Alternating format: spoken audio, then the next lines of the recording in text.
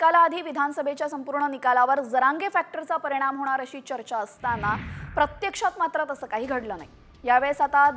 यावेळेस याच संदर्भात आता मनोज जरांगे यांची प्रतिक्रिया समोर येते। मी जर मैदानात नव्हतो तर फॅक्टर फेल कसा झाला असा सवाल जरांगेंनी विचारलाय। तर सरकारने मराठ्यांना तात्काळ आरक्षण न दिल्यास महिनाभरात मराठे ताकद दाखवतील असा इशारा जरांगेंनी दिलाय। तर फडणवीसांना पाडा हे जरांगेच बोलले होते। फॅक्टर कुठे चालला हे तुम्हीच बघा असा टोला भुजबळांनी लगावला। जरांगे फॅक्टर फेल झाला। अरे आम्ही मैदानातच नाही, सरकारला जाहीरपणाने सांगतो, तुम्ही मराठा आरक्षण तातडीनं द्यायचं नसता मराठे पुन्हा छाताडावर बसणार आहे। सरकार फरकार असे किती काही आते आणि मराठी गुडघे टेकायला लागतात, कोली देत रोज। आमच्याशी बेमानी करायची नाही, सामूहिक आमरण उपोषण बसणारे।